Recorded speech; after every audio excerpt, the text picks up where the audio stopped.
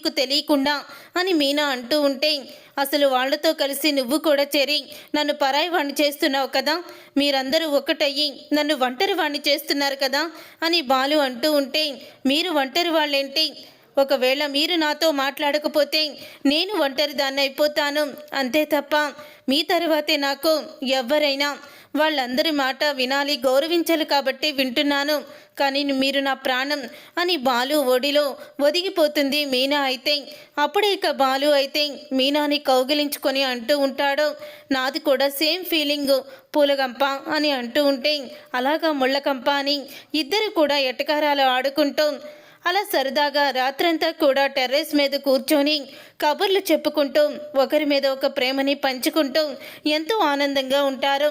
ఇదంతా జరుగుతుండగా ఉదయం అవ్వంగానే అప్పుడే ఇక రవి, శృతి ఇద్దరు కూడా బయటికి వెళ్తారు.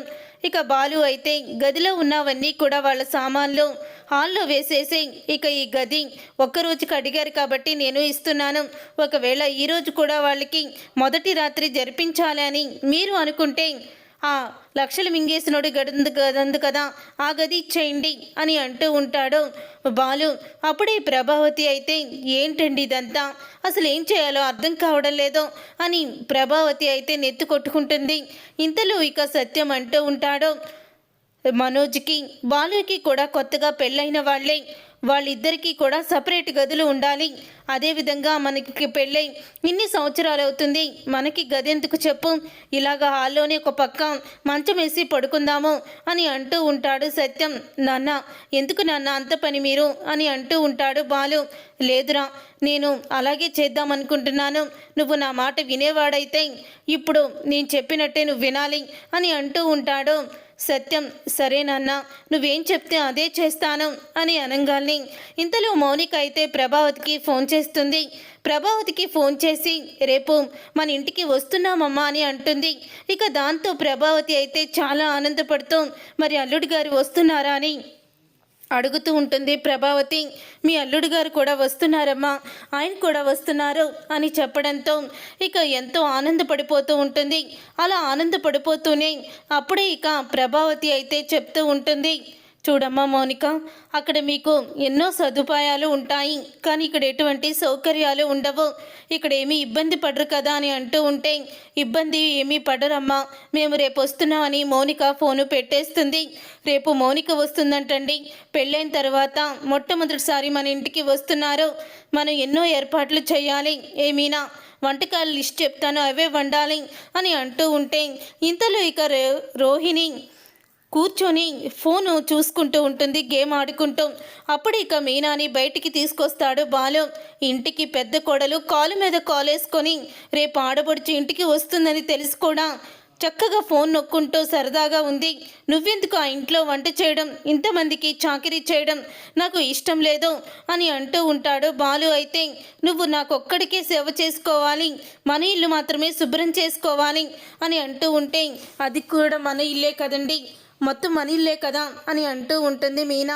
ఇంట్లో చాలామంది ఉన్నారు, నువ్వు చేయవలసిన అవసరం లేదు అని అనగానే ఇంతలో ప్రభావతి వస్తుంది. ఏంటి ఇక్కడ కూర్చొని కబుర్లు చెప్పుకుంటున్నారు, మౌనిక వస్తుందని చెప్పాను కదా అని అంటూ ఉంటుంది ప్రభావతి.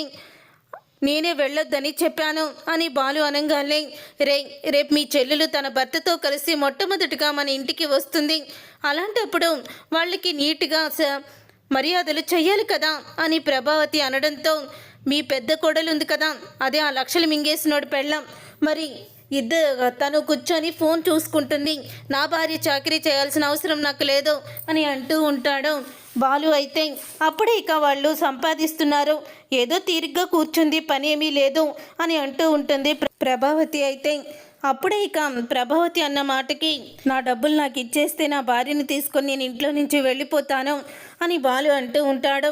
ఇంతలో సత్యం అయితే, చూడు ప్రభావతి, ఇంట్లో పనులన్నీ బయట పని చేసినా సరే కోడలు ఇంట్లో పని చేయడం ఏమాత్రం తప్పులేదు, మౌనిక వస్తుంది, ఇంట్లో ఈ గొడవలు అవసరమా అని అంటూ ఉంటాడు సత్యం. అప్పుడే రోహిణిని పని చేయమని చెప్తుంది ప్రభావతి. అలా రోహిణి, మీనా ఇద్దరు కూడా పనులు చేస్తూ ఉంటారు. ఉదయం అవ్వంగానే మౌనిక సంజయ్ని తీసుకొని ఇంటికైతే వస్తుంది. వచ్చిన తర్వాత అప్పుడే ఇక సంజయ్ అయితే చాలా కోపంగా ఉంటాడు. కనీసం నవ్వుని కూడా నవ్వడు. ఎడం కాలు పెట్టి లోపలికి వస్తాడు. ఇక సంజయ్ని చూసి కోపంతో రగిలిపోతూ ఉన్నా మౌనిక మాత్రం ఏమీ అనొద్దని ముందే ఫోన్ చేసి చెప్పేస్తుంది బాలుకి. అందుకని బాలు మౌనంగా ఉంటాడు. ఇక ఇంటి దగ్గరికి వచ్చిన దగ్గర నుంచి కూడా అవమానిస్తూనే ఉంటాడు. ఏదోటి అంటూనే ఉంటాడు సంజయ్. ఇక అది తగనట్టు మౌనికని చెంప పగల కొడతాడు కూడా, చెంప దెబ్బ కొడతాడు.